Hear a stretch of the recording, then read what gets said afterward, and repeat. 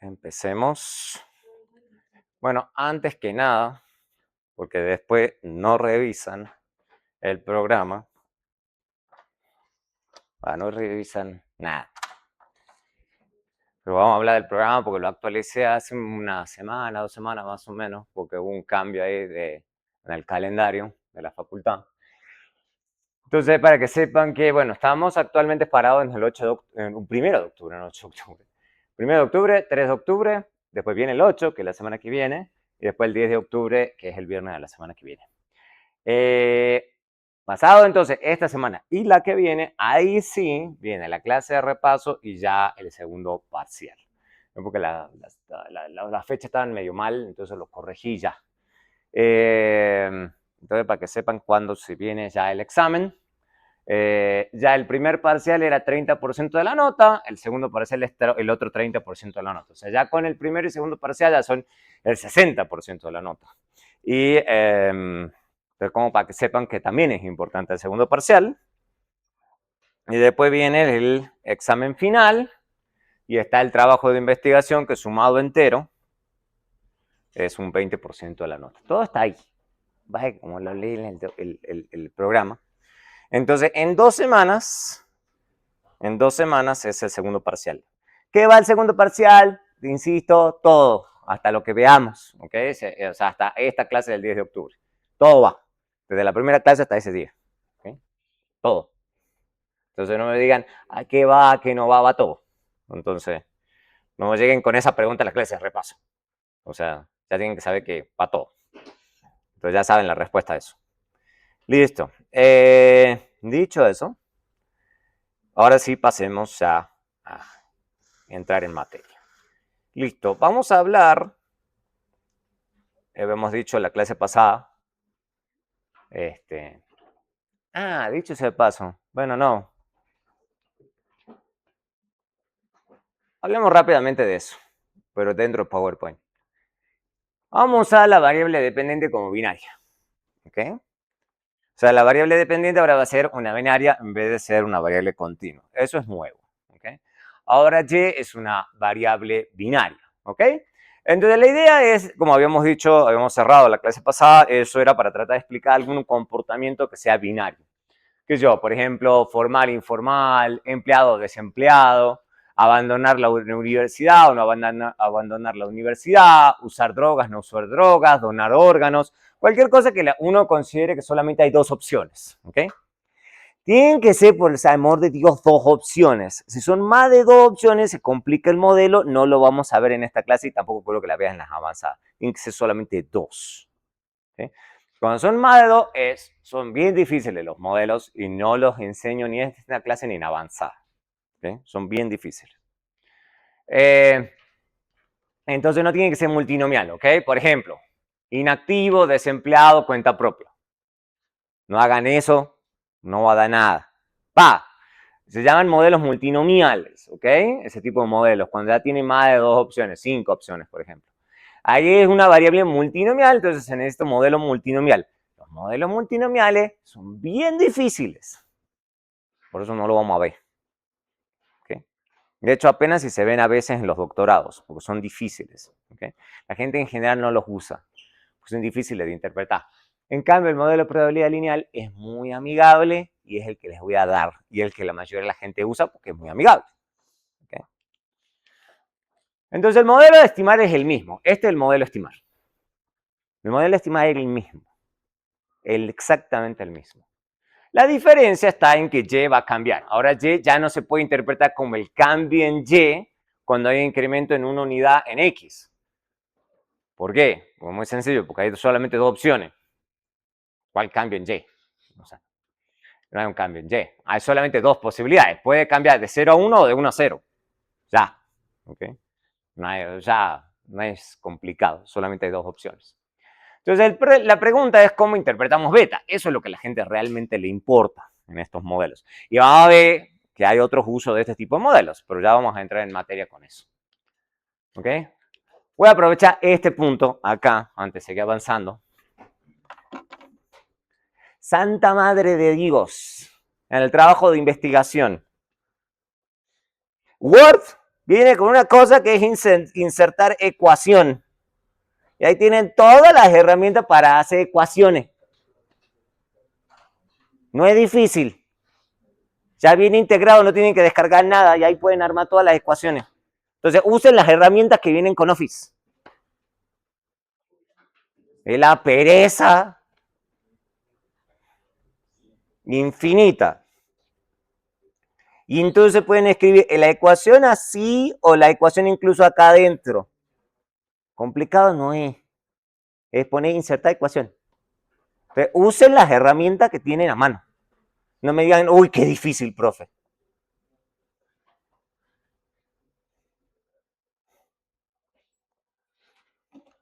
Lo ven todo el semestre, no se les ocurre nada.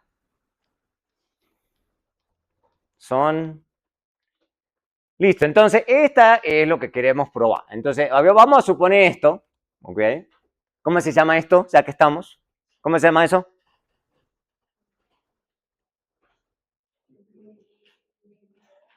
Ellos ya lo tienen que saber el nombre, ni siquiera estoy poniéndole nombre, pero ya eso sí lo deberían saber. ¿Cómo se llama esa cosa?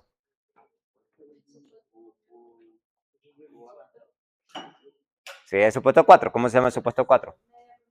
Supuesto de media condicional 0. Bien, eso. ¿Se dan cuenta que va todo al examen? Que no es que se olvidan así, ay, profe, no me acuerdo, ay, no. Es que eso era del primer corte, perdón. No, eso va todo al parcial, ¿ok? Y hasta el final, ¿ok? Entonces no me digan después que no se acordaban. No sabían que eso iba al parcial. Entonces lo que hacemos es suponer que el supuesto de medida condicional es cierto, entonces desaparece, no desaparece, pues estamos en el supuesto de medida condicional, el U. ¿Ok? Entonces suponiendo esto, ¿ok? Si las Y es binaria, se puede probar, no los voy a hacer, digamos, o sea, quizás a futuro le empiece a agregar esas demostraciones. Se puede demostrar que la esperanza de Y, dado que Y es binaria, es igual a la probabilidad de que Y sea igual a 1 dado los regresores que estamos usando. Eso va a ser clave, porque va a ser clave para las interpretaciones. ¿Okay? Entonces la idea es que podemos interpretar el modelo de esta forma. O sea, básicamente lo que estamos diciendo es que la probabilidad de que Y sea igual a 1, dado los regresores que estamos usando, es igual a una combinación lineal de los regresores. Eso es lo que estamos haciendo. Escrito eso, entonces ahí se entiende por qué se le dice modelo de probabilidad lineal, porque Y igual a 1, la probabilidad de Y igual a 1 es una función lineal de los regresores. Porque, créanlo o no, esto es una función lineal. ¿Se acuerdan de la función lineal en el repaso? Bueno, ahí está. Va a seguir apareciendo todo el santo tiempo. Por eso se llama modelo de probabilidad lineal o Linear Probability Model. ¿Ok? Por eso se le dice así. Porque estamos modelando la probabilidad como una función lineal. Estamos modelando esto como un modelo de probabilidad lineal. Entonces, ustedes lo pueden ver como MPL o LMP en inglés. Entonces, depende de si lo están leyendo algo en español o en inglés. Eso es lo que se está suponiendo. Entonces, dado eso, ¿qué es lo que uno está haciendo? Esto se interpreta entonces como el cambio en la probabilidad de que Y sea igual a 1 cuando XJ cambia. Ya vamos a hablar de diferentes tipos de cambios, manteniendo obviamente todos los otros factores fijos, o sea, ceteris paribus. ¿Se acuerdan de la primera clase cuando hablábamos del ceteris paribus? Ahí está, de vuelta. Va a aparecer todo el santo tiempo. Listo, entonces la interpretación es esta. La única diferencia es que en vez de ser un cambio en una unidad simplemente de X, o el cambio en Y, ahora el cambio es un cambio en probabilidad. Esa es la gran diferencia. ¿Esto por qué lo vamos a estudiar? Porque se estima por mínimos cuadrados. Los otros modelos más complicados se usan otro tipo de métodos de estimación que no lo vamos a ver en esta clase. Obviamente se pueden utilizar muchos tipos de variables de diferentes tipos de regresores, los vamos a ver los diferentes. Por ejemplo, si esto es el cambio estimado en la probabilidad del grupo X1 respecto al grupo base, porque estamos utilizando una multinomial o una binaria, esa es la interpretación correcta. Si estamos utilizando una variable binaria. Si es continua, esta es la interpretación. Si es binaria, esta es la interpretación. Lo vamos a ver en la práctica, obviamente. Ahora bien, para interpretar esto, se puede hacer de dos formas. Y las dos también, elijan una. O sea, básicamente pueden hacer la interpretación de las betas sin multiplicar por 100. Está todo bien, no pasa nada. Y decir, es un cambio en la probabilidad de que sea y igual a 1 y ya. Eso es lo que ustedes pueden hacer. La otra que pueden hacer, obviamente, es multiplicarlo por 100. También se puede. Es la interpretación en puntos porcentuales en la probabilidad de y igual a 1. Cualquiera de las dos está bien, pero tienen que elegir una. No pueden usar las dos o mezclarlas. ¿Okay? Vamos a verlo, obviamente, con práctica. Por ejemplo, si y es igual a 1, sigue activo, y y igual a 0, sigue inactivo, y la beta para educación, por ejemplo, porque están corriendo, por ejemplo, están queriendo ver cómo cambia la probabilidad de estar activo según los años de educación. Eso está bien, una pregunta válida. Y le das 0.038. Ok, lo pueden interpretar entonces de dos formas. Y las dos son válidas, pero hay que elegir una. Un año adicional de educación incrementa la probabilidad de estar en la fuerza laboral en 0.038. Ya, la probabilidad. Y pueden frenar ahí. Pueden frenar ahí. Ahora bien, si ustedes quieren multiplicarlo por 100, sí se puede. Pero tienen que hablar en términos de puntos porcentuales. Ceteris paribus, obviamente. Porque era de los dos casos de ceteris paribus. Entonces, ojo a la hora de hacer las interpretaciones. Cualquiera de los dos está bien. Lo que está mal también habla de porcentaje. No es porcentaje. Porque la variable es binaria.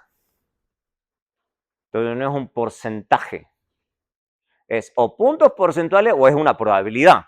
Pero no es un porcentaje. Porque no, de 3.8% de qué. ¿Ok? Ahí es donde le bajo nota. Siempre en los exámenes. Porque siempre hay uno que va y multiplica por 100 y le pone porcentaje.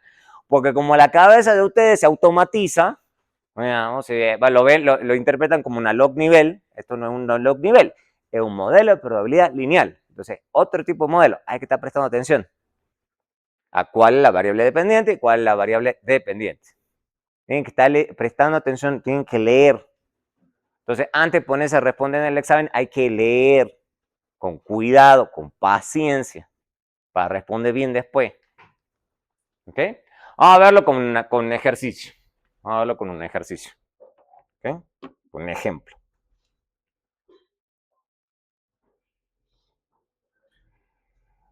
Entonces acá vamos, antes de correrlo, por eso digo que hay que leer.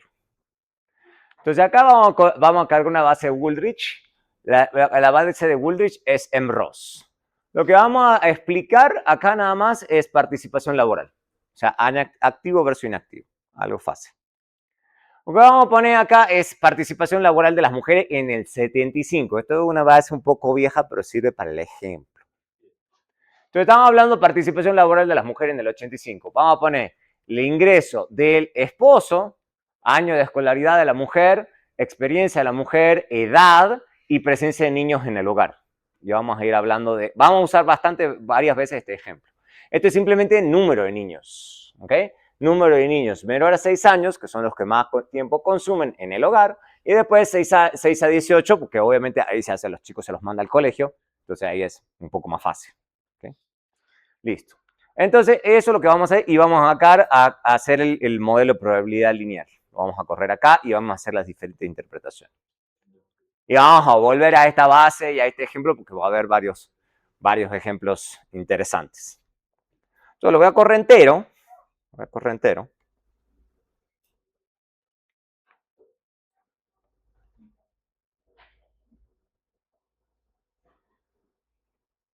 Esto me está molestando. Esto. Sí, bueno, lo dejemos ahí porque justo estaba trabajando en otra cosa, pero eso no va a molestar. Listo. Entonces, eso es lo que estamos trabajando. Entonces, siempre, no es por deporte, vamos a hacer unas cuantas estadísticas descriptivas y eso también los pongo en los exámenes. Pregunta de estas estadísticas descriptivas. Dada la base de datos que estamos utilizando, ¿cuál es el porcentaje de mujeres que se encuentran activas? Dadas esas estadísticas descriptivas que están ahí.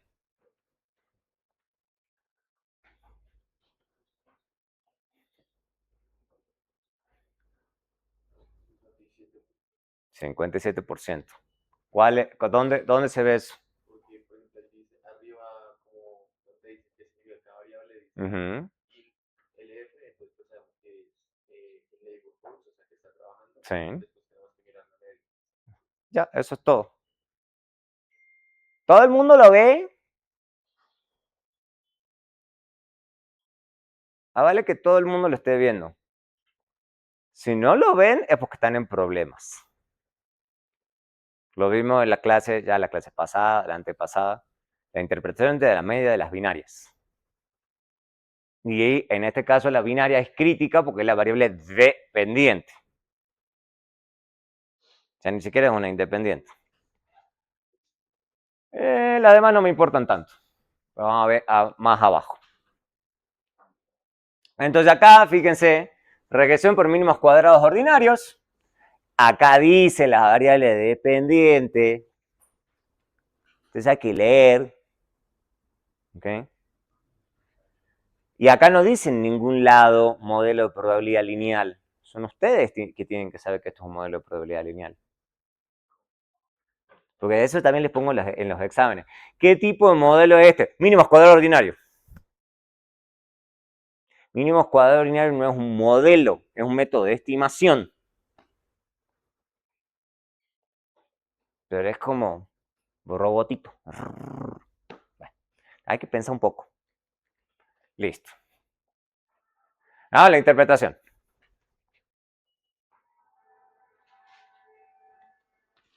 Entonces vamos con uno que ya han manejado muchas veces, y de hecho lo acabamos de hablar. ¿Cómo interpretarían, por ejemplo, EDUC? Años de educación. ¿Ok? O sea, básicamente este coeficiente que está ahí.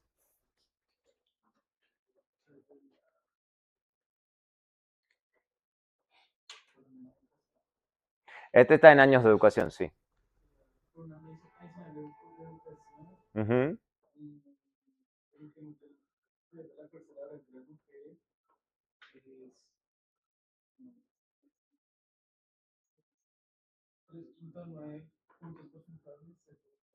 Ok. Sí, puede ser algo así, digamos. O sea, pero principalmente hay que hablar de probabilidad de estar activo. ¿Ok? O el porcentaje, digamos, cuánto cambia el porcentaje de mujeres a medida que uno aumenta un año de educación. Listo, parece más o menos, ¿y es estadísticamente significativo? Siguiente pregunta. Sí. Entonces ya lo tienen que tener. Ya, ya, ya. Ahora bien, vamos a una cosa más interesante. Vamos a este que de Kids. The Kids, recuerden, es número de niños menores a 6 años. ¿Cómo leen este número que es ligeramente más gordo?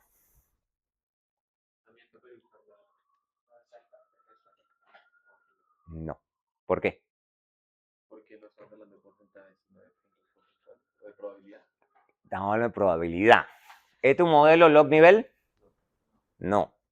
Entonces acá no hay ninguna necesidad de poder usar la exacta. Esas son las cosas que tienen que estar prestando atención. ¿Ok? Ahí es donde metan la pata. ¿Ok? Porque la dependiente es una binaria. No es una variable en log. De hecho, buena pregunta. ¿Tendría sentido sacarle log a una binaria? Sí, no, no sé. Porque la gente se pone en creativa a veces. Y eso viene de repaso de matemática que hicimos en esta clase. ¿Vale la pena sacarle log a una binaria? Sí, no, no sé.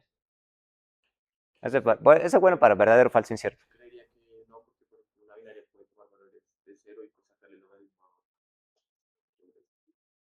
No está definido. No está No está definido. no tendría sentido. ¿Y log de 1? Bueno, pero No, pero log de 1, ¿cuánto es log de 1? 0. Entonces están sacándole log a 0, que no está definido, o sea, le va a dar en la base de datos missing, y log de 1, que es 0. Entonces, ¿qué queda en la base de datos entonces?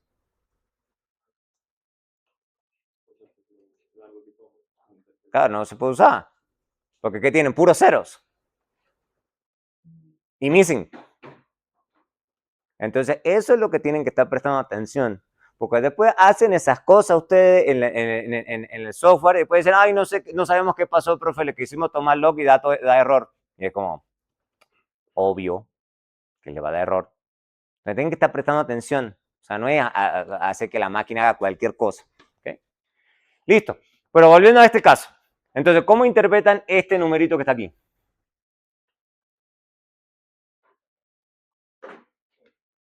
Ese que está acá.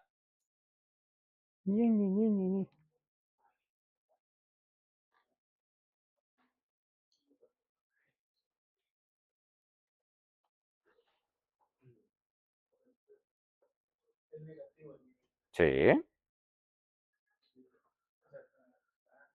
Entonces, ¿qué significa? Tener un niño menor a 6 años, Uh-huh. la probabilidad de no estar activo, Sí. 0.27 Sí. de estar en la fuerza laboral activa. Listo. Eso es. O sea, cada niño adicional, no solamente tener, no tener versus no tener, sino tener un niño adicional menor a 6 años. ¿Okay? Porque fíjense la variable. Ya después lo vamos a hacer con unas binarias. Ya vamos a llegar a eso. Pero esa es la interpretación. Entonces pueden decir 0.27 en la probabilidad, no hay problema porque las probabilidades van de 0 a 1. Ahora, ¿lo pueden multiplicar por 100? Claro. Lo pueden decir 27.18 puntos porcentuales, no porcentaje. Ustedes me ponen porcentaje, le bajo nota. No me digan que no les avisé, que no sabían, que qué examen difícil, profe. No es lo mismo. Cuando es el puntos porcentuales, o sea, disminuye en 0.27 la probabilidad. La probabilidad. ¿Se puede decir eso? O disminuye en 27.18 puntos porcentuales. Ahí está bien. Pero no hay que poner 27.18 porcentaje. Porque no tiene ningún sentido. Entonces hay que elegir alguna de las dos correctas. No la incorrecta. O peor todavía, la que mencioné recién, querer usar la aproximación exacta. Acá no tiene ningún sentido usarla. Para usar la exacta tiene que ser un modelo log nivel. Si no, no tiene sentido. Tiene que ser log nivel. Solo en ese caso. Solo en ese caso. Entonces se darán cuenta que esto es interesante porque pueden interpretar esto como cambios en la probabilidad y obviamente que lo que es interesante, por ejemplo, nos da, fíjense, estos cuatro, ¿cómo se llama? Coeficientes, dan estadísticamente significativos. Estos 4 coeficientes que están acá. Va, 5. Y el último no. ¿Okay? Listo. Entonces, y en general dan signos interesantes. Fíjense que hablábamos recién de educación. Entonces nos está diciendo que, por lo menos en términos de correlación, no causalidad, en general las mujeres que están más educadas tienden a participar más laboralmente. Tiene bastante sentido. Y también, si hay niños menores a 6 años, la probabilidad baraja en cambio drásticamente. O sea, la probabilidad de que las mujeres participen laboralmente cuando hay niños chiquititos baja mucho. Porque típicamente las mujeres se quedan en la casa. ¿Okay? Cuidando al niño. ¿Mm? En general esto tiene bastante sentido. ¿Mm? Obviamente estos son datos del 75, hay que pensar un poco eso también. ¿Mm? Entonces ahí uno estudia, digamos, probabilidad. Entonces si en el trabajo de investigación ustedes quieren utilizar una binaria como dependiente, se puede, pero hay que entender qué es lo que uno está haciendo, ¿no? Y recordemos, solo a la idea de reforzarle las cosas. Esto es binario, no un porcentaje. ¿Ustedes quieren usar un porcentaje? Listo, ¿no? Se pueden usar un porcentaje, pero lo interpretan igual que lo han hecho hasta el día de hoy. Esto es para una binaria. ¿Ok? Esto es para una binaria.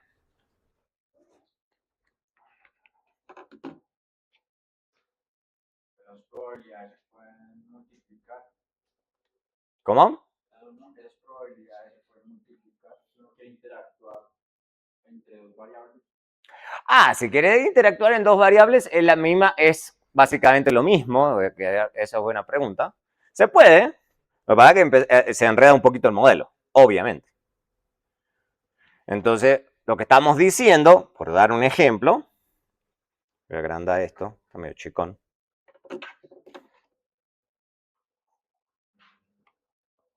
Ah, ¿por qué? Así, ¿sí? Y así. Claro que se puede. Supongamos que uno dice, quiero poner la probabilidad de y igual a 1, controlando por todos los regresores. Supongamos que son varios regresores. Pero supongamos para un ejemplo simple de que estamos corriendo contra dos regresores. Beta 0, beta 1, x1, beta 2, x2. Y supongan que quieren agregarle una interacción. Se puede, sí. Ahí toca usar las mismas herramientas que hemos aprendido hasta hoy. Por eso le digo que esta clase es acumulativa. Pueden decir, ah, bueno, entonces si yo quiero evaluar el cambio en la probabilidad de que y sea igual a 1, dado los regresores respecto a, por ejemplo, x1, para que sea fácil, eso es simplemente tomar una derivada. Pero lo que están diciendo entonces,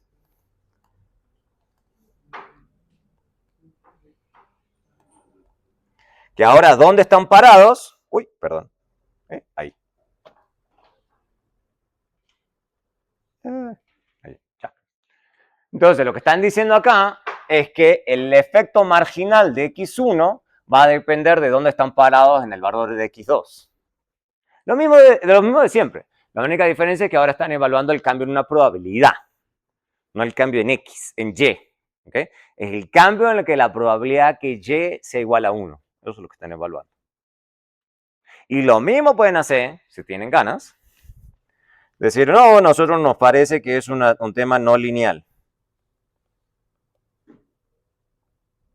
También se puede.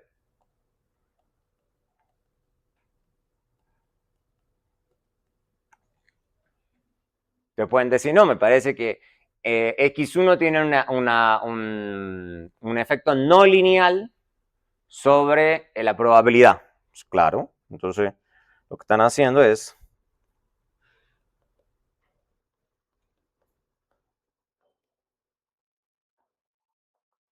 respecto, perdón, acá, más 2 es 1.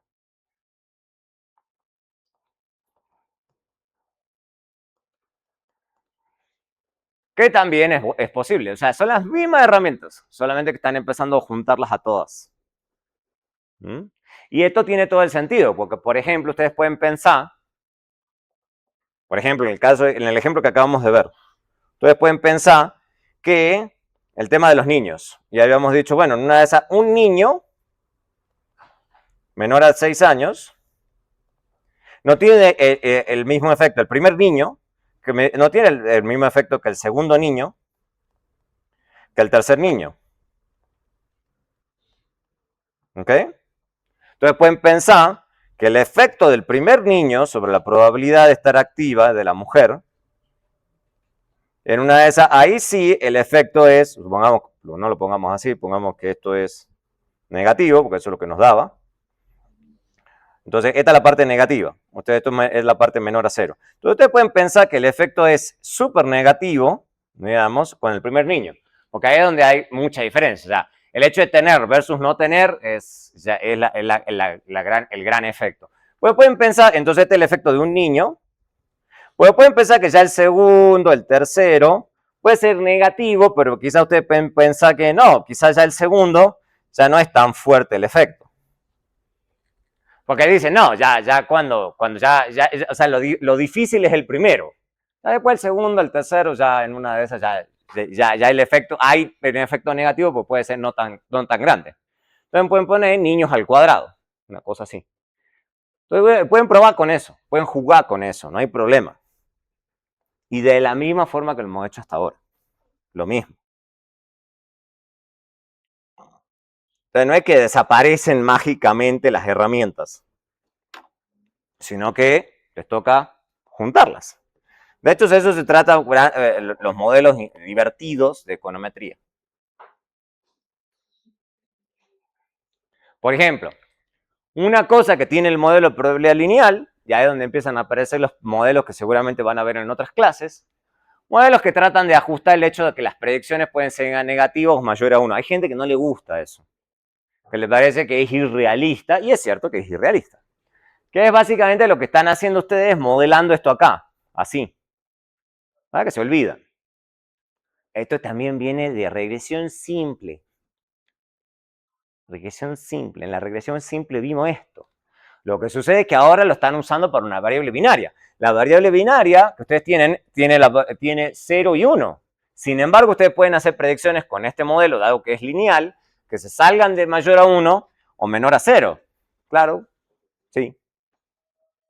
¿Qué hacemos? Sí, es cierto. Una limitación del modelo. Limitación del modelo. ¿Hay modelos que ajustan por eso? Claro que hay modelos que ajustan por eso. Vamos a hablar en un momento de eso. Bueno, nada, hablemos ya que lo tenemos ahí. Lo que van a ver, no en esta clase, y no, ni siquiera se los sugiero, se les prohíbo usarlo. Vamos a ser más estricto todavía. Entonces, el modelo de probabilidad lineal, lo acabo de escribir, no me digan, ay, no, ¿qué se está inventando? Está así. Este es el Y sombrero. Hay otros modelos, Logit o Probit, ¿ok?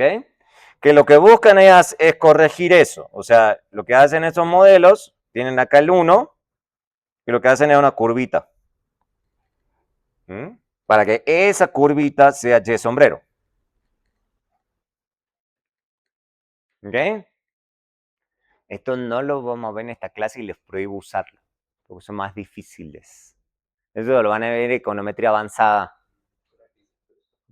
Pero no se adelanten. No lo van a ver acá. Modelo de probabilidad lineal es más fácil. Yo les hago la vida más fácil, aunque no parezca. Bueno, no lo vamos a ver a esos Logit y Probit.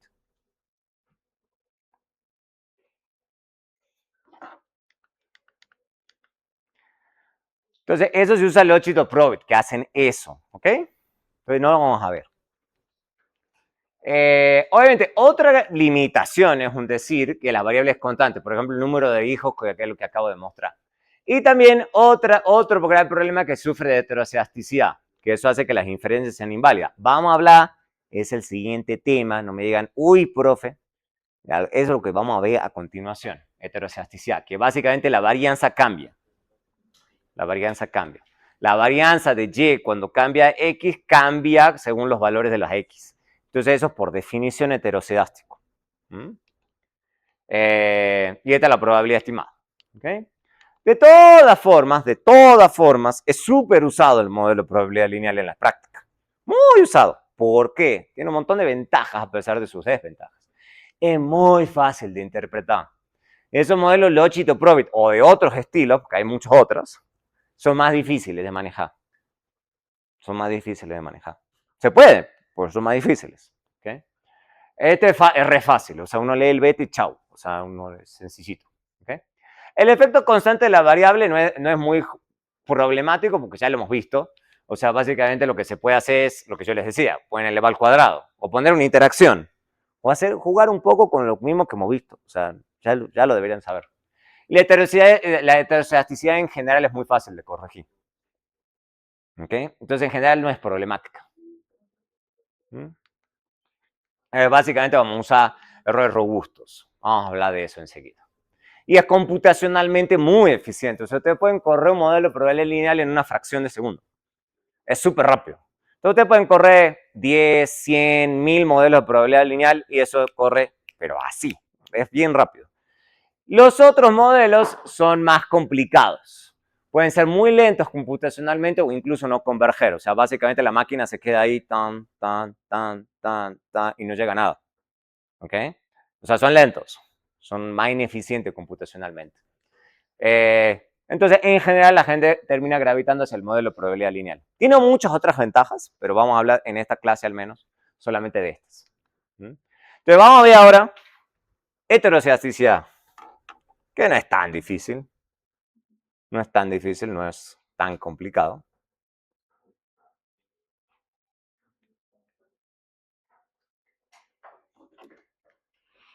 Entonces, vamos a ver heterocedasticidad. Por eso tengo organizado esos temas así. Porque yo sé que uno empieza a hablarles de heterocedasticidad y se empiezan a asustar. Y no es tan complicado. ¿Okay? ¿Qué es eso de la heterocedasticidad? Es lo que acabo de explicar, por ejemplo, como el ejemplo del modelo de probabilidad lineal. Básicamente sabemos que para las pruebas de hipótesis necesitamos homocedasticidad. Eso es lo que habíamos visto hasta hoy. Que habíamos dicho que todos los errores estándar estaban calculados en forma clásica, suponiendo que la varianza del error es constante. Siempre falla, y vimos un par de ejemplos en aquel momento, si la varianza de U cambia a través de los diferentes segmentos de la población, o sea, básicamente a través de los regresores que estemos usando. Vamos a ver algunas soluciones, hay muchas soluciones a este problema, vamos a ver algunas que son las más usadas. Y cómo probar si hay un problema de heterocedasticidad. O sea, básicamente sobre si vale la pena ponernos a hacer las correcciones, porque hay veces que no vale la pena. Entonces, ¿cuáles son las consecuencias principales? Y ahí es a la primera que yo les pongo los exámenes y ahí es cuando, ay, no, profe, no sabía. No es difícil. O sea, básicamente tenemos el modelo este y el ensesgamiento, eso, vuelvo a regresión simple, regresión múltiple, introducción, o sea, por eso digo que esto es acumulativo. Para ensesgamiento lo único que necesitaban eran los 4 primeros supuestos. Ya, de los 4 primeros supuestos, esos 4 primeros supuestos, ¿incluye homocedasticidad, sí o no?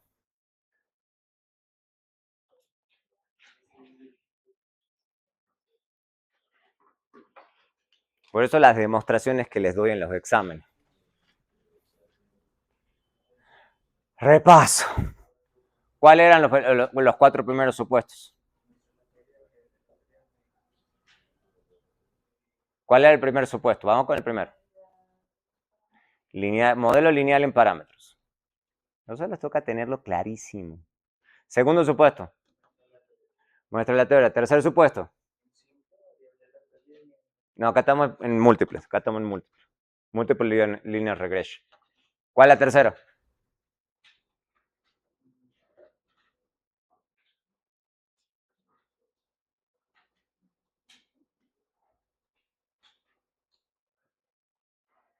Eso ya tienen que tener memorizado. ¿Cuál es el tercero? No colinealidad perfecta. ¿Y el cuarto? Media condicional cero. Eso se lo tienen que saber de memoria. Con esos 4 primeros supuestos, de esos 4 primeros supuestos, ¿alguno es de homocedasticidad? No. Entonces ustedes pueden conseguir ensesgamiento sin la necesidad de tener homocedasticidad. ¿Ok?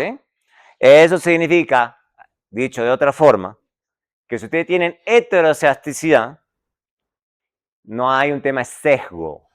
Es otra forma de decir lo mismo. O sea, los estimadores siguen siendo insesgados. ¿Okay? Siempre que se cumplen los primeros 4 supuestos.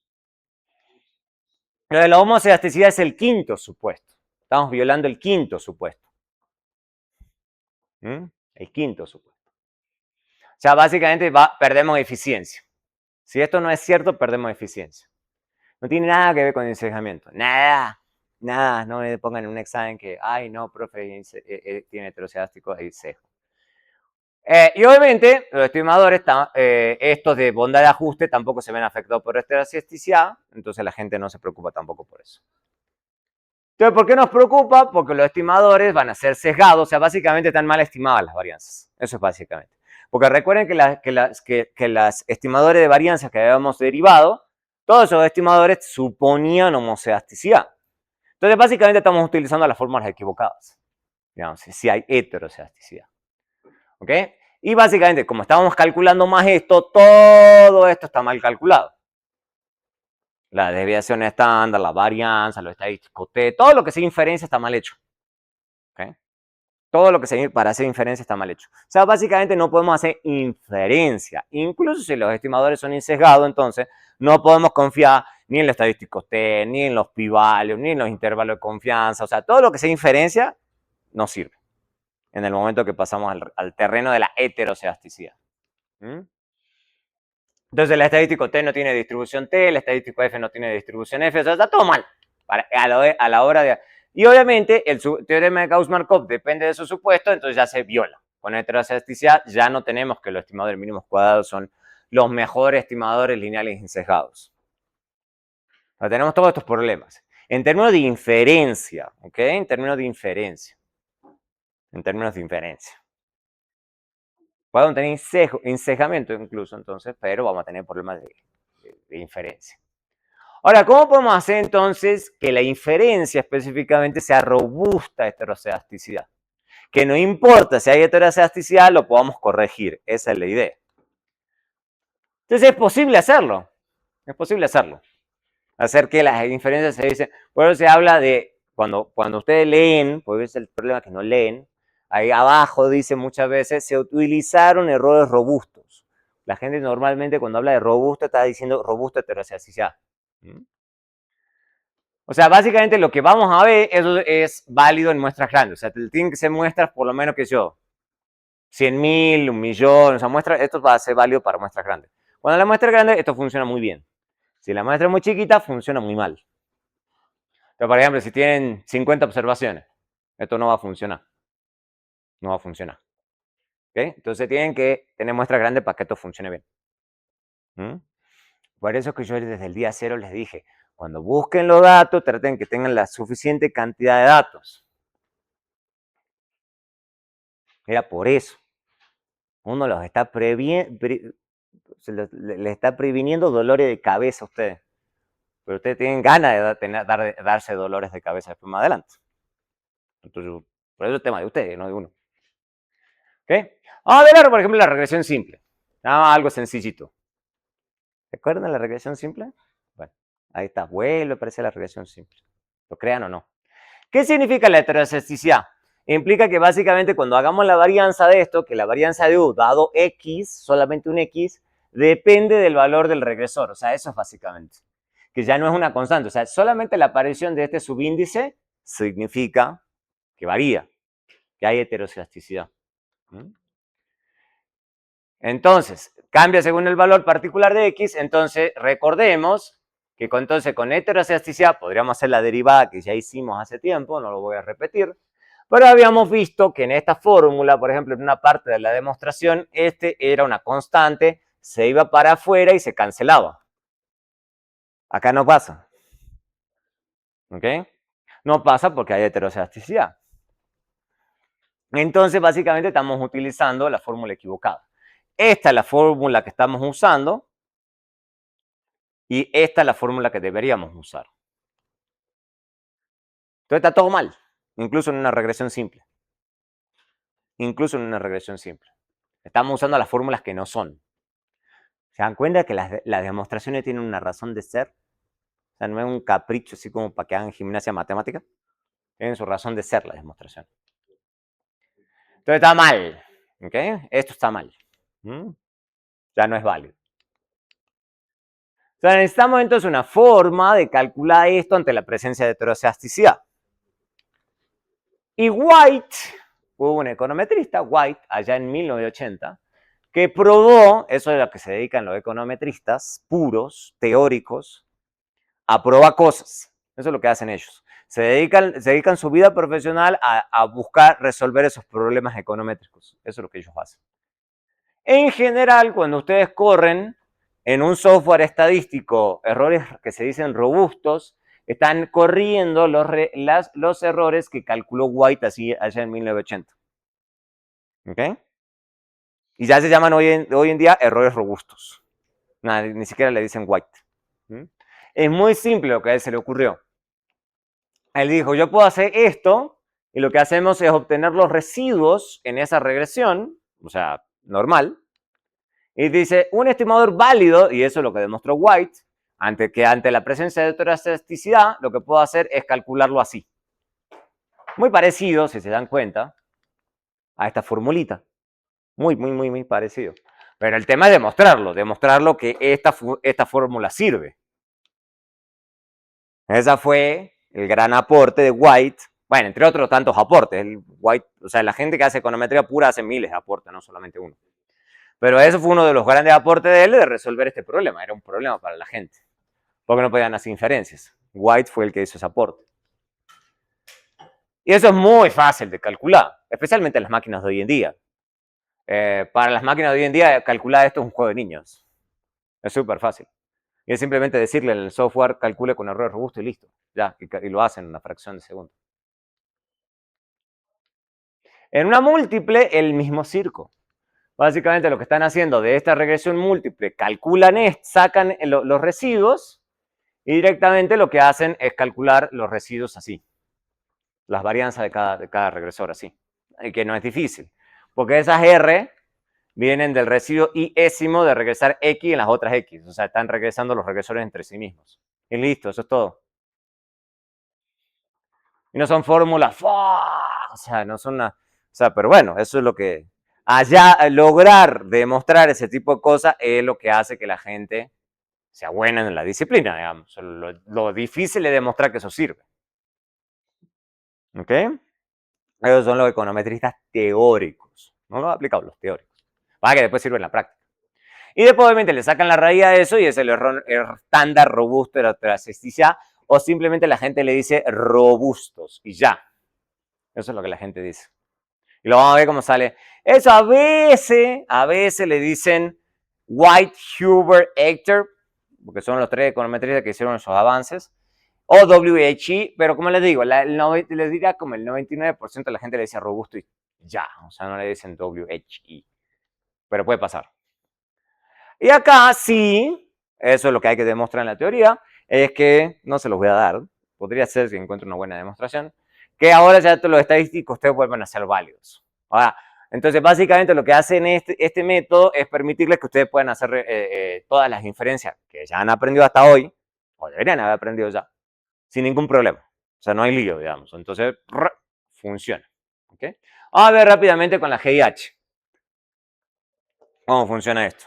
No es difícil. No es difícil.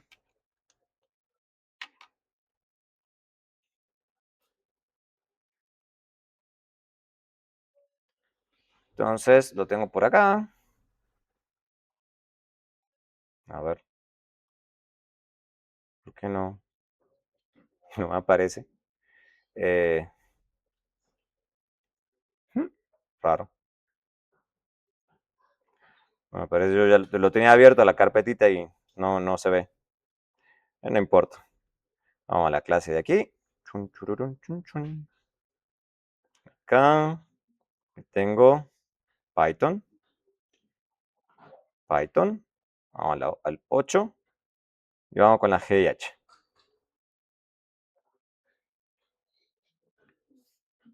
Listo. Entonces vamos a correr esto. A ver, eso. Ahí está.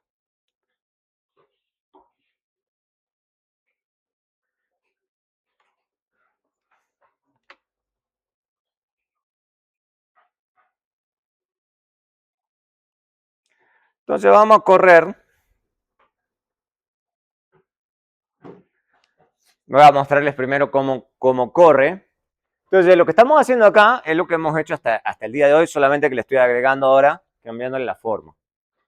¿Ok? Cuando ustedes corren la regresión como siempre, ahí le está utilizando los errores de toda la vida, los errores clásicos que hemos aprendido hasta hoy. Para que utilice errores robustos, hay que ponerle fit, cuando dice fit, hay que abrirle el paréntesis y hay que corregirle acá. Esta es la corrección que yo le estoy haciendo para que utilice los errores robustos. Esto COF type es la matriz de varianzas covarianzas, que es lo que uno está corrigiendo. La matriz de varianzas covarianzas de las betas. En este caso le voy a poner HC1 para que haga lo que yo le estoy diciendo. Tiene un montón de opciones esto, porque hay un montón de correcciones posibles a los términos de error. ¿Okay? Si ustedes no le ponen nada, corre lo de toda la vida, los clásicos. Hoy vamos a hacerlo de error robusto. Otra opción que ya hemos visto, por ejemplo, sería con bootstrapping, que tal lo hemos visto. Pero también ahí adentro le pueden decir que lo haga por bootstrapping. Sí, claro, será más lento, seguro. Por eso los clásicos y los robustos son más usados, porque son rápidos, súper rápidos. Y vamos a ver qué tanta diferencia hay entre usar robusto y versus usar no robustos.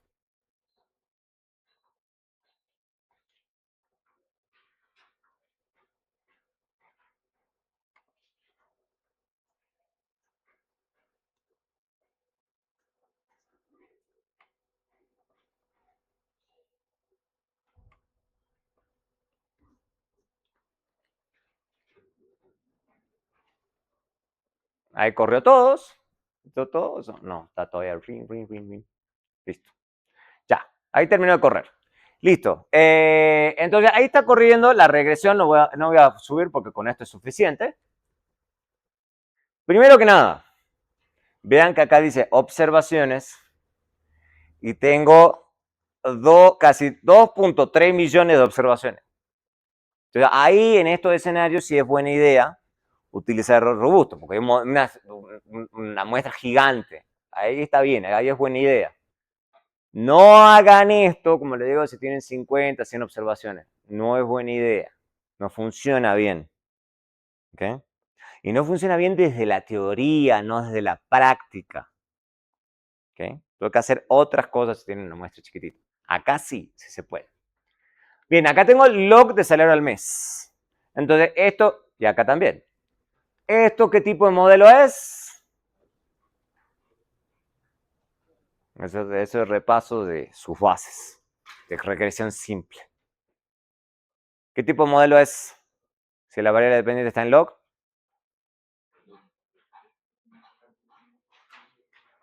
Sí, pero ¿cómo? ¿Y estas qué son? Estas son multinomiales, continuas y demás. Entonces, ¿es un modelo qué? O las interpretaciones, básicamente, para lo que nos va a servir. Lo acabo de decir esta mañana, más temprano. No, el modelo de probabilidad lineal no, porque es log. Saber. ¿Ven que no prestan atención? ¿Cómo es este tipo de modelos?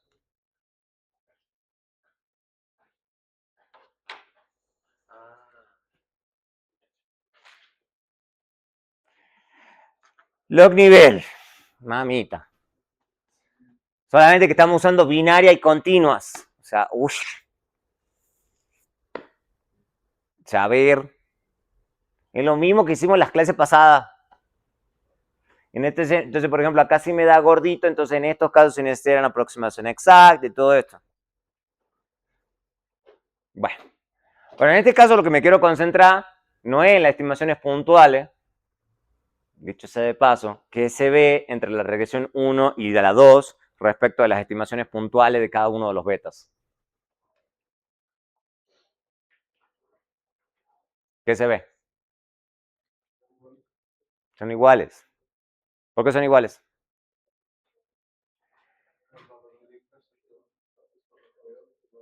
No, no, eso ya lo sé, pero ¿por qué son iguales? De hecho, son iguales en todos los decimales, pero ¿por qué?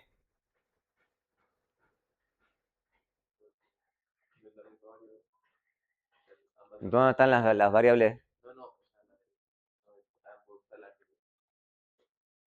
Sí, sí, la variable dependiente es la misma y los regresores son los mismos. Pero ¿cuál es la diferencia entre la regresión 1 y la regresión 2 entonces?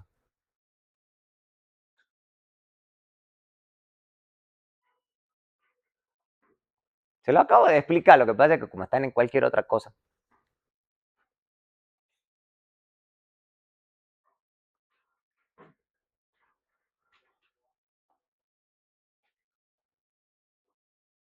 ¿Cuál es la diferencia entre las dos?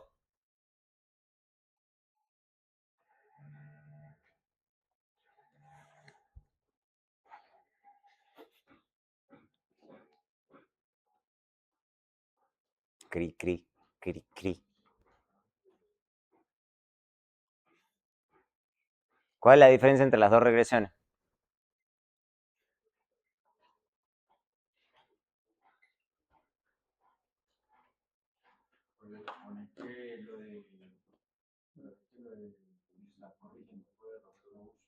Eso. ¿Qué es lo que estoy corrigiendo entonces? Uh -huh.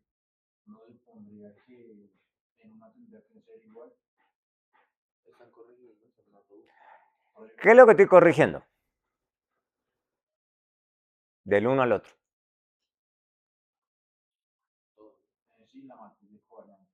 De varianzas, covarianza. ¿Qué es lo que hemos dicho? ¿Qué es lo que típicamente nos importa? Esperanza y varianza. ¿Esperanza con qué tiene que ver?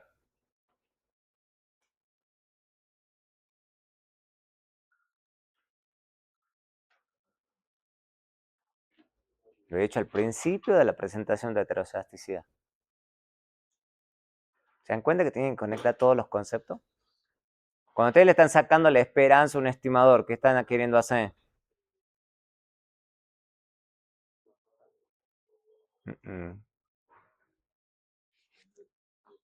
Todo va conectado. ¿Qué es lo que están queriendo evaluar? Sesgo.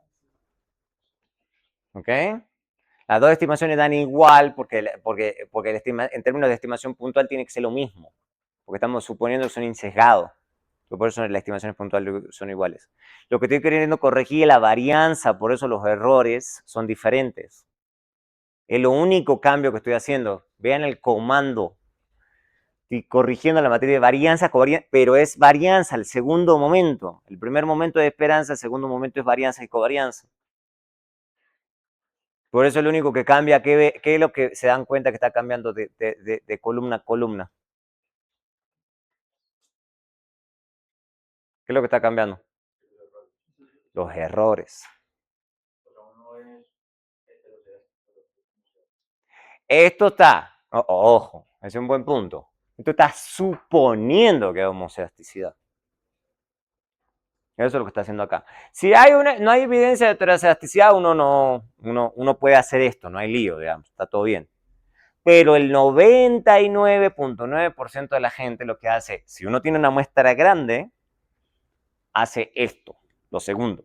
¿Por qué? Porque uno sabe que si uno hace esto y la muestra es grande, los errores son robustos de heterocedasticidad. Entonces, no importa si hay heterocedasticidad o no, esto funciona. ¿Ok? Entonces, a la gente sí le gusta más hacer lo segundo que lo primero. Porque no importa, digamos, ¿ok? Si la muestra es grande. Esa es la primera observación que hay que hacer. Segundo, ¿hay mucha diferencia en términos de significancia estadística?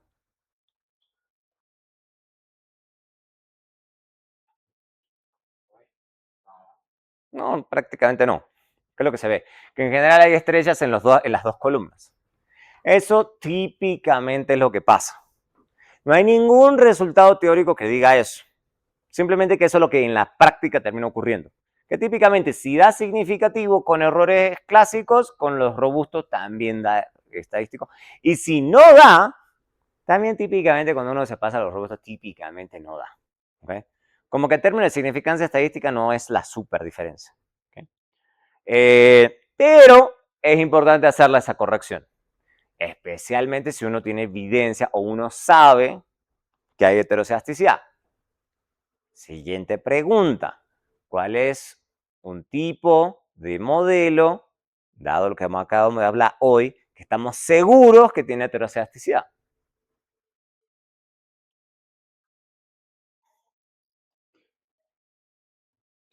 Que no necesitamos hacer ninguna prueba, que sabemos que es heterocedástico.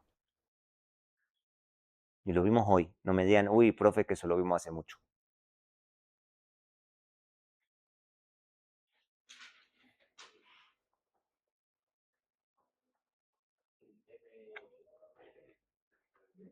¿Cómo se llama eso? El modelo de probabilidad lineal.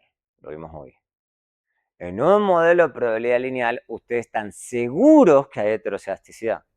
Entonces, siempre en un modelo de probabilidad lineal hay que usar errores robustos.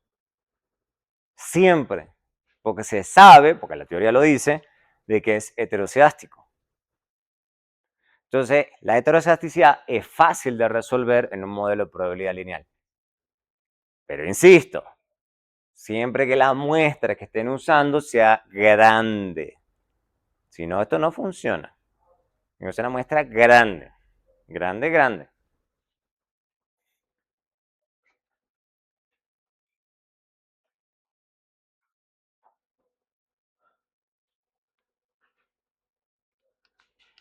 Listo. Entonces, lo que les decía recién, si típicamente las cosas son estadísticamente significativas, van a ser significativas con lo uno o con el otro. En general, esos errores robustos tienden a ser ligeramente un poquito mayor a los comunes, pero no mucho mayor. No es que quintuplica, se sextuplica. Normalmente un poquito más alto y ya. Obviamente, ¿por qué normal? O sea, la gran pregunta del millón es si normalmente la gente lo usa robustos, ¿Por qué hablábamos, por qué hicimos hasta esta clase al menos? Usamos los errores clásicos. Bueno, si se dan cuenta, el software los hace por defecto y es por varias razones. Si el supuesto de homocedasticidad es válido, o sea, si no hay ninguna evidencia, digamos, de heterocedasticidad, entonces los errores se distribuyen de forma normal y los estadísticos tienen distribuciones T exacta independientemente del tamaño muestra. O sea, los errores clásicos tienen sus ventajas, ¿ok? Tienen sus ventajas. Son más chiquitos, dan más precisión y las inferencias son más eficientes, básicamente. Entonces, en general, la gente también los sigue usando, siempre que no haya evidencia de heterocedasticidad. Los errores robustos son útiles siempre que la muestra sea grande. Ese es el segundo tema. Si la muestra es chica, entonces toca seguir usando los errores clásicos. ¿Ok? Los errores clásicos. Pero hay que estar seguro, para usar los errores clásicos, de que no hay evidencia de heterocedasticidad. Eso es lo que también vamos a ver hoy. No es difícil. ¿Mm? Cuando tenemos un tamaño de muestra chico, entonces esto va a estar muy mal, los errores robustos. Entonces, los errores robustos, digamos, también hay que hacerlos robustos. Las otras pruebas y demás, también hay que hacerlos robustos de heterocedasticidad. Directamente vamos a usar Python, no nos vamos a meter en este circo, es un enredo para las pruebas F. Vamos a dejar que el software nos resuelva ese problema. Entonces, vamos a ver GIH, head, eso es lo que tengo más abajo en el código.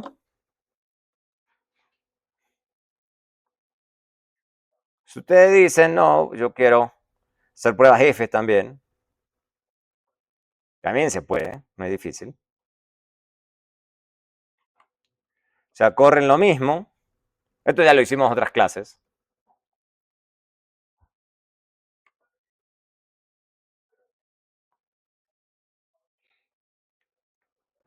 Pueden hacer la prueba. Uy, ¿qué pasó acá?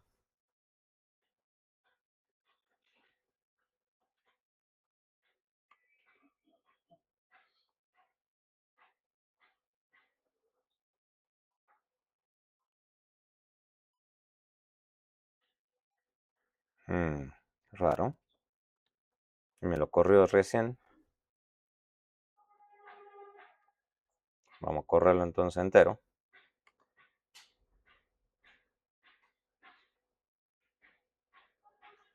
Creo que me lo corre desde el inicio.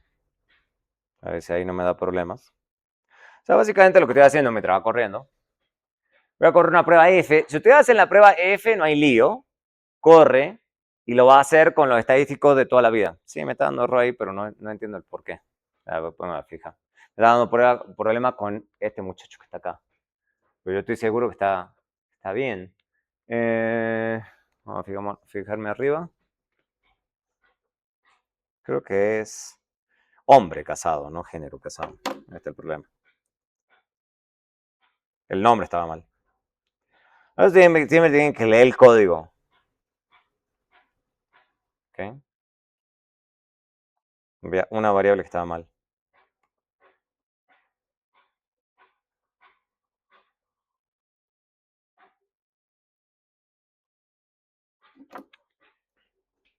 Entonces acá corre con los errores clásicos. Por eso fíjense acá en el código dice, está usando los errores clásicos.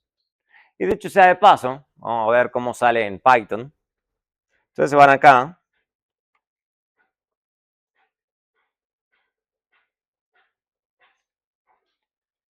Leamos qué dice Python. No todos los software dicen ese tipo de advertencias, ¿no? Ojo con este tipo de cosas. Varianza, tipo de varianza, matriz de varianza, covarianza non-robust. Non-robust. Y de hecho acá abajo dice, los errores estándar asumen que la matriz de covarianza de los errores está correctamente especificada. O sea, está suponiendo homocedasticidad, eso es lo que está diciendo, hablando en cristiano. Okay. Lo que pasa es que en las clases avanzadas, no lo vamos a hacer en esta clase, se dan cuenta qué buena gente que soy. No estamos usando matrices, pero en las clases avanzadas sí van a usar matrices. Y van a ver este tipo de estimadores como matrices. ¿Ok? Ahí van a aparecer sigma cuadrado, la matriz de identidad y demás. Con matrices. Yo soy buena gente y no le estoy dando con matrices en esta clase. En las clases avanzadas sí lo van a ver con matrices. Y duro. ¿Ok? Entonces, dicho eso, él asume estos errores estándar y puedo calcular el estadístico F y dice ahí non-robust, o sea, vulnerable a heterocedasticidad, pero me da un estadístico F bastante gigante y un p-value que tiende a 0. Como le digo, ustedes pueden hacer los errores robustos, obviamente ahí va a salir un poquitito diferente. Covariance type HC1, no sé por qué le llama HC1, creo que es heteroskedasticity robust. Creo que esto es, significa heteroskedasticity, creo que significa HC. ¿Ok? Entonces, acá dice, fíjense, covariance time robusto de heteroscedasticidad y vuelve a calcular acá. Y fíjense, estándar error Z. Y acá me dice, error estándar robusto de heteroscedasticidad. Y después, cuando yo calculo lo de estadístico F, él me dice, estadístico F robusto y p-value robusto. Hay que tener eso claro. ¿Ok? Entonces, siempre hay que leer las salidas. Y también entender los errores, que es lo que me estaba pasando recién. Siempre hay que estar prestando atención al código. ¿Mm?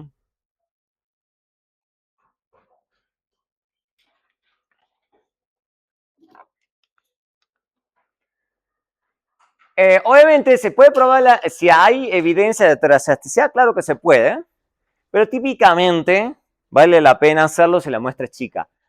No me vayan en el trabajo de investigación, ya tienen una muestra de 2 millones de observaciones y me dicen, ay, le vamos a hacer una prueba de heteroscedasticidad al profe.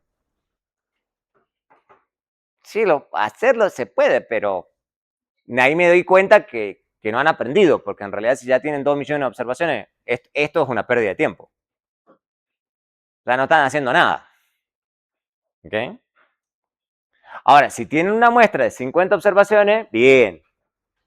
Ahí sí me están demostrando que sí saben. Entonces, ahí uno se da cuenta quién sabe y quién no sabe. Quién aprendió algo y quién no aprendió algo. ¿Ok? Entonces, veamos una regresión múltiple. Muy sencillito. Entonces, supongan que ustedes corren esto. De vuelta, vale la pena una muestra chiquitita. Y supongan que se cumplen los 4 primeros supuestos, entonces saben que es insesgado. Listo. Hasta ahí todo bien. O sea, básicamente lo que están asumiendo en este caso que tienen quizás algún problema de heteroscedasticidad y quieren tratar de ver si hay. Entonces, lo que se ve es al supuesto 5.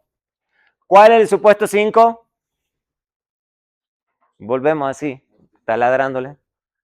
Como ese es el supuesto de homosexualidad. Eso tendría que ser toda la clase junta. ¿Verdad? Homosexualidad. Pero como están ahí, ¿cuál era? ¿Cuál era? ¿Cuál era? La verdad se lo tienen que saber bien. A los 5 supuestos.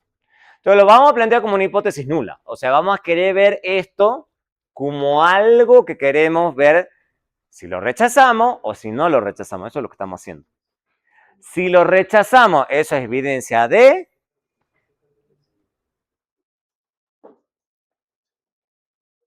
Si rechazamos la hipótesis nula,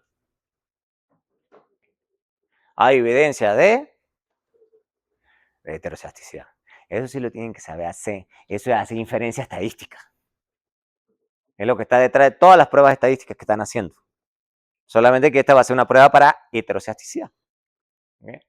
Entonces estamos suponiendo que hay heteroscedasticidad y queremos ver si hay evidencia de eso o no. Entonces, si no podemos rechazar, podemos suponer que la heteroscedasticidad no es un problema. Y listo. ¿Okay?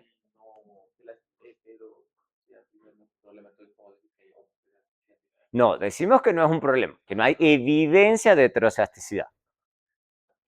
Eso es tema de método científico. Uno lo que encuentra evidencia en contra de la hipótesis y rechaza la hipótesis o no la rechaza.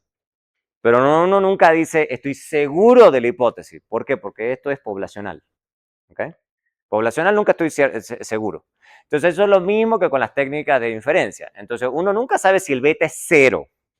Uno no puede rechazar la hipótesis de que el beta sea 0. ¿Ok? Eso es lo que estamos haciendo. Pero esa es la forma de hablar en inferencias. Entonces acá lo mismo. Entonces lo que estamos haciendo, se recuerden que estamos suponiendo, volvemos, estamos suponiendo lo que los 4 primeros supuestos son ciertos. ¿Ok? Sigamos de ahí.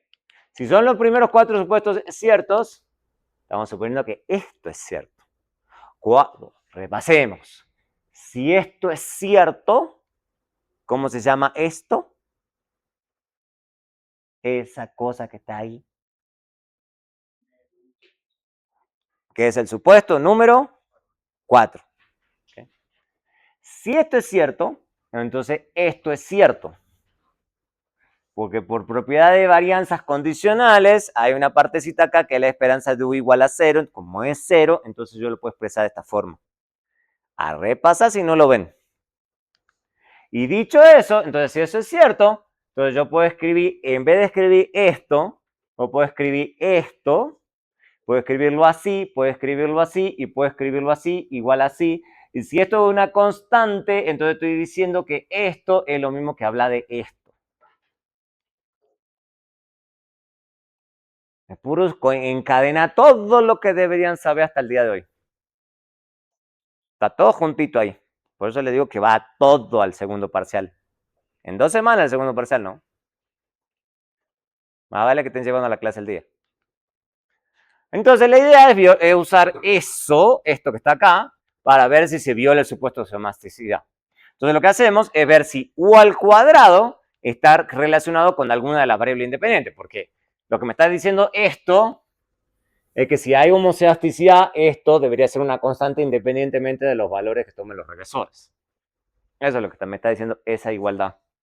O sea, toda esa matemática no es porque así, porque no, hay una razón de ser. O sea, es la lógica que está detrás de esas pruebas.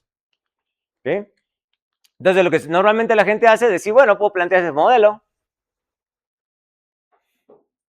Dado ese modelo, para que ver si hay alguna conexión entre U cuadrado y los regresores, cuál es la forma más sencilla de querer, con la intuición, vamos a apelar a las intuiciones acá. ¿Cómo se le ocurre que podrían tratar de probar ese modelo? Correrlo.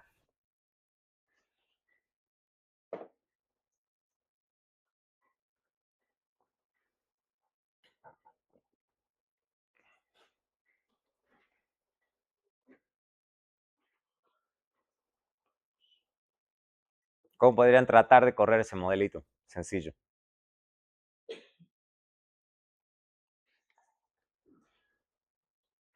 ¿Cómo lo harían en la práctica? ¿Cómo se les ocurre?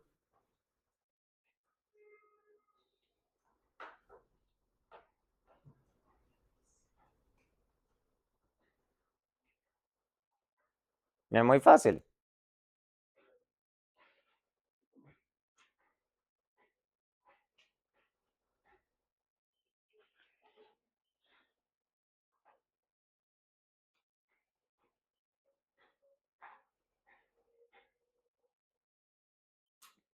Uy, no.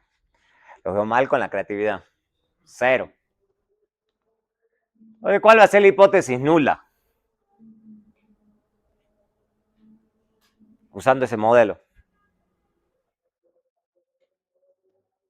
Queremos ver si hay una conexión entre U al cuadrado y los regresores.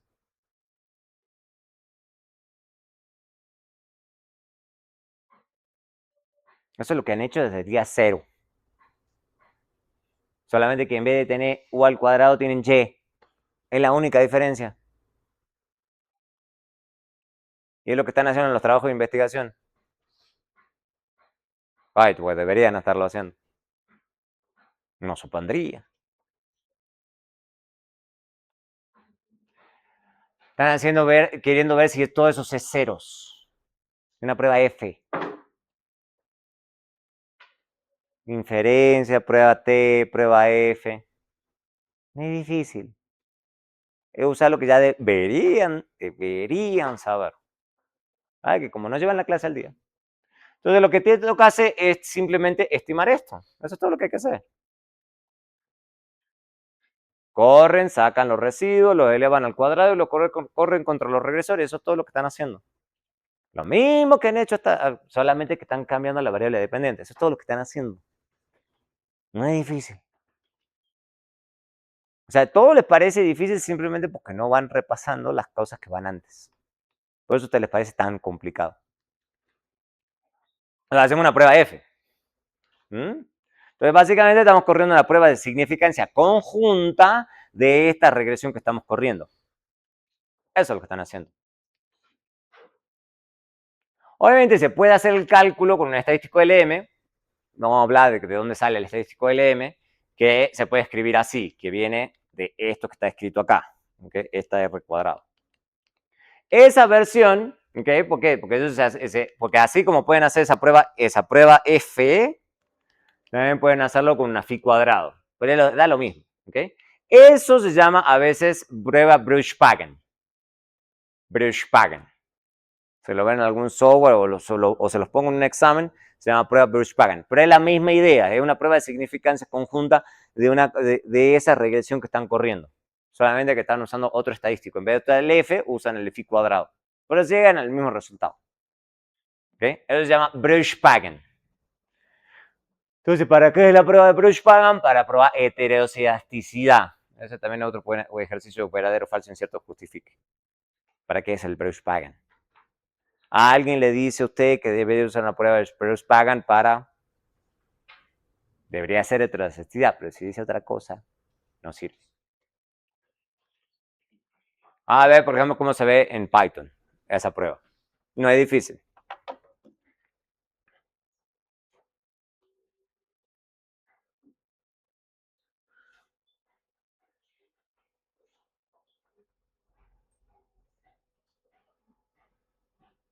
¿Cuál de todos es? Get 1, 2,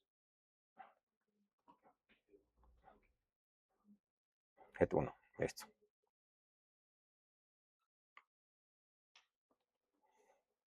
Entonces les voy a mostrar qué es lo que está haciendo el software. ¿Okay? Vamos a primero cargar todos los paquetes, eso es fácil.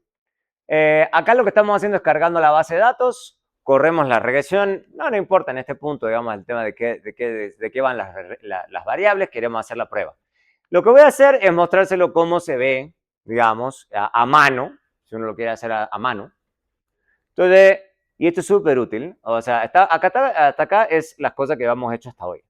Lo que estamos haciendo acá es calcular los residuos y los residuos al cuadrado. O sea, le estamos diciendo de esta regresión, ¿okay? Lo que yo quiero que de la regresión 1, ¿okay? O sea, que en el data frame 1, que es la base de datos que estoy usando, cree una nueva variable que se llame UHAT, que corresponda a los residuos de la regresión 1. Eso es lo que le estoy diciendo. Después le pongo los códigos, después no entienden qué está haciendo uno. Después no saben responder. Y después lo otro que le digo es que básicamente haga el UHAT square, que sea básicamente este de UHAT elevado al cuadrado. Esta es la forma de elevar al cuadrado en la programación. Por lo menos en Python. Hay otras formas de programarlo. Ese doble asterisco en Python significa elevado al cuadrado. Con el 2, obviamente. Si le ponen 3, elevado al cubo. Si le ponen 4, elevado a la cuarta. Si le ponen 5, elevado a la quinta. Eso es elevado a el doble asterisco. Y lo que hago es, obviamente, hacer una regresión auxiliar para ver heterosidasticidad. A ver si han aprendido algo hasta hoy. Vamos a ver.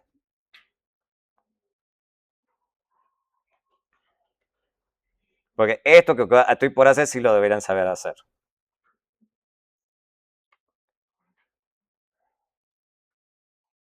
O por lo menos interpretarlo.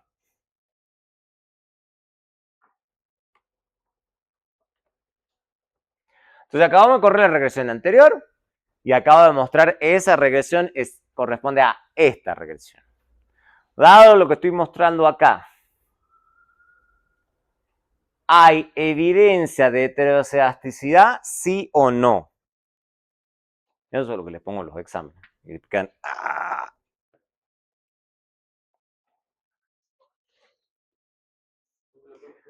En base a esa última regresión, ¿hay evidencia de heterosidasticidad, sí o no? ¿Y por qué? Porque esa es la otra clásica, la cómoda y la pereza. Sí, no, ya. No saben argumentar, están adivinando, tiran la moneda y responden.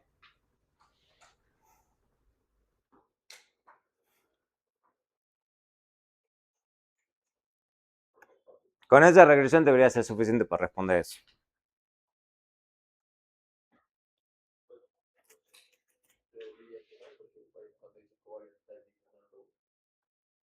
¿Y a mí me importa en esta regresión eso?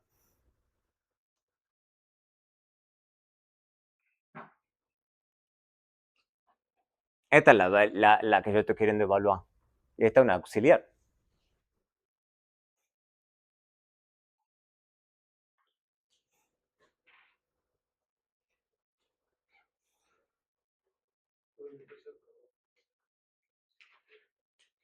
No por el intercepto. De hecho, el intercepto es el que no me importa. ¿A qué me importa?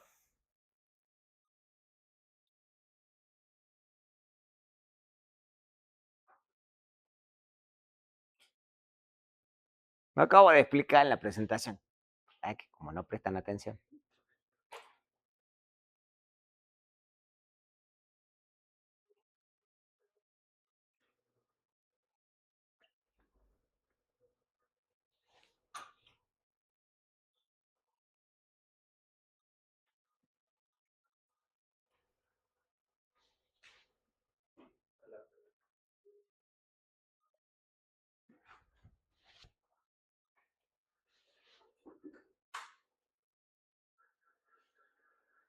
Dicho eso,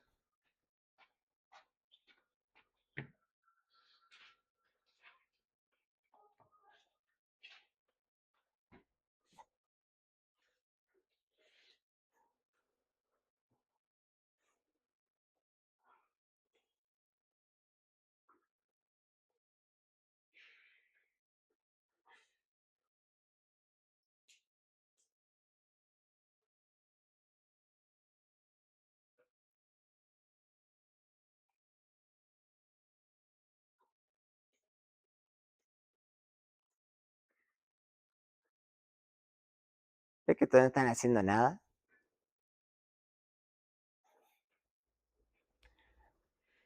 De todo lo que estoy viendo acá, ¿qué me importa? Ah, bueno, ahí va. ¿Cuál es el F-statistic? Este que está acá. Y de ese F-statistic, ¿qué es lo que me importa?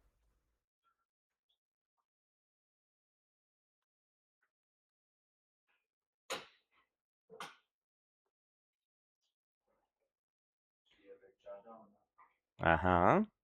¿Se rechaza o no se rechaza? ¿Sí o no? No sé.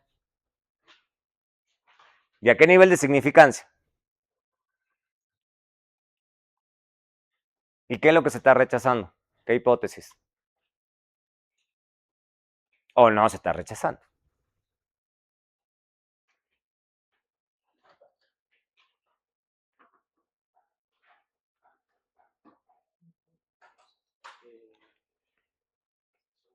Pues yo diría que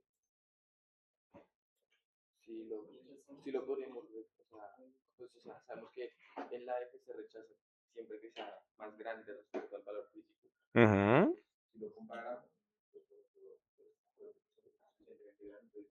sí se rechazaría, ¿no? El 5%. E incluso el 1. ¿Pero qué es lo que tengo que ver entonces? Sí, podría usar el valor crítico, pero hemos hablado de una herramienta que utilizamos todo el tiempo para no tener que apelar a los valores críticos. Podemos usarla para apelar a los valores críticos, porque acá no tenemos la tabla. El pi-value. ¿Y el pi-value cuál valor es?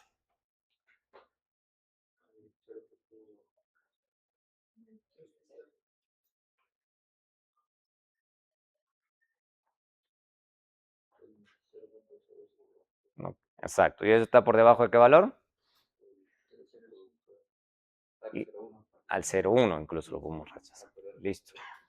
Entonces se rechaza la hipótesis nula de que todos sean ceros, de que todos estos regresores sean ceros, a nivel incluso del 1%. Entonces, ¿hay evidencia de heterocedasticidad, sí o no? ¿Y por qué? Dado lo que acabamos de estar diciendo.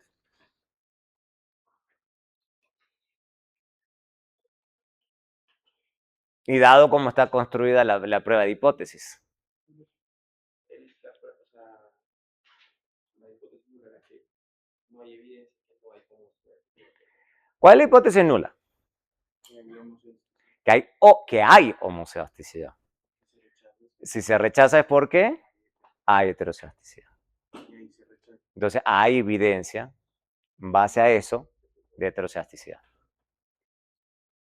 Eso te dan cuenta que tienen que ir conectando todo.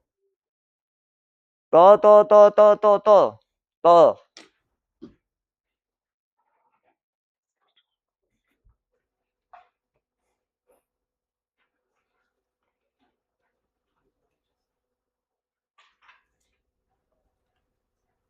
Obviamente ustedes podrían, y este es otro ejemplo, voy a hacer un cleanup acá.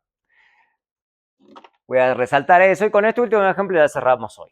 Fíjense, yo estoy poniendo price y acá estoy poniendo L price. Entonces estoy pasando de, ¿cómo se llama este modelo? Regresión simple, el modelo que estoy corriendo aquí.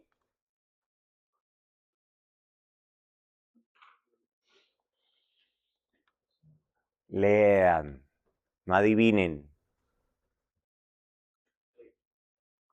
¿Qué tipo de modelo es este? Estoy corriendo acá. Si estoy acá de price a L price, ¿qué estoy queriendo hacer?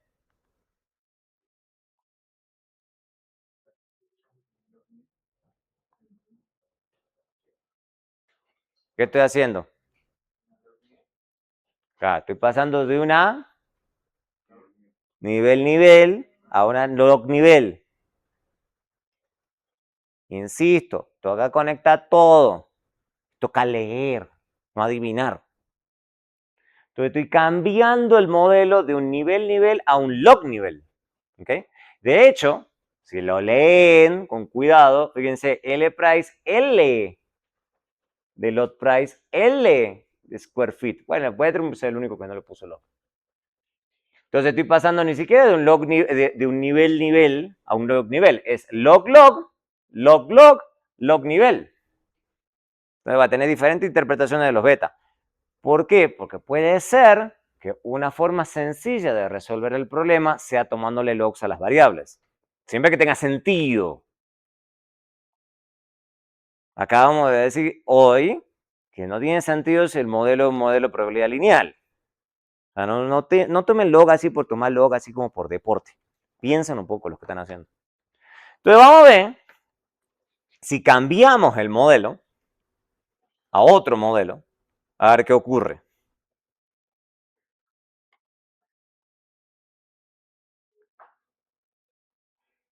Ahora, en este nuevo modelo, porque ahora el modelo es diferente, ¿hay evidencia de heteroceasticidad, sí o no?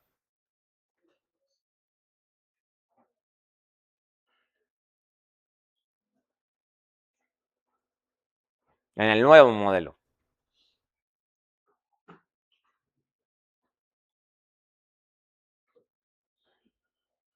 ¿Hay evidencia o no hay evidencia de heteroceasticidad?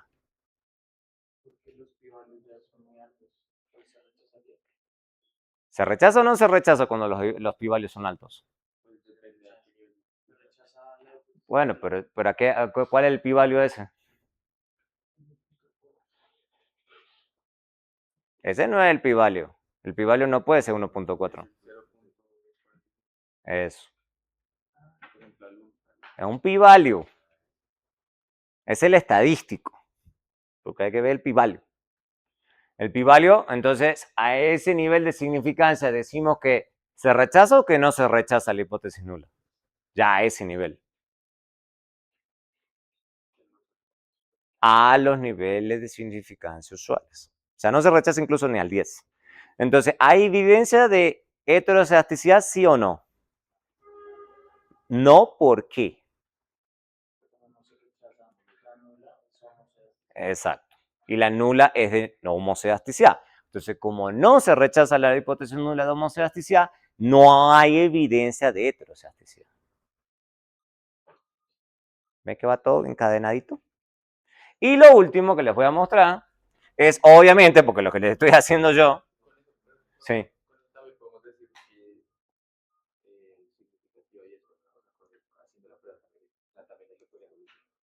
No te entiendo.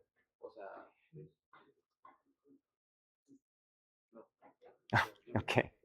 Bueno, entonces lo que acabamos de hacer es haciéndolo a mano para que entiendan la lógica. Lo que les voy a hacer acá abajo, que es el último paso, es hacer que la máquina lo haga por mí. Ya yo le puedo decir acá, Breusch-Pagan Test, que es BP, ¿ok? Y le puedo decir que me calcule la Breusch-Pagan, de esos modelos. O sea, que evaluar si en esos modelos hay evidencia de heterocedasticidad o no. O sea, va a hacer lo mismo que acabo de hacer, solamente que lo va a hacer con la Breusch-Pagan. Entonces, fíjense que en el modelo, el original, el nivel, fíjense, el estadístico en este caso es el LM en vez del F, pero da igual. Fíjense, nos da la misma respuesta, digamos. Fíjense, el LM nos da 14, pero eso en general no importa tanto como si importa el p-value. Entonces acá la Breusch-Pagan tiene de vuelta la hipótesis nula de homocedasticidad. ¿Se rechaza la hipótesis de homocedasticidad? En el modelo original sí. ¿Okay? En el modelo original sí. O sea, en el modelo original parece ser heterocedástico. En cambio, cuando cambiamos el modelo, parece que no se rechaza la hipótesis. ¿Okay? ¿Qué les está diciendo eso? Que simplemente muchas veces, en algunos casos, siempre que tenga sentido, a veces simplemente tomar logs a veces resuelve el problema. ¿Ok? Pero tiene que tener sentido, no es tomar log por tomar log. O sea, no es como, sí, tiremos log. Piensen un poco ante esas cosas. Pero es una solución posible, sí. Es una solución posible al problema. Listo. Lleguemos hasta ahí por hoy y vamos a cerrar con este tema la próxima clase, este viernes.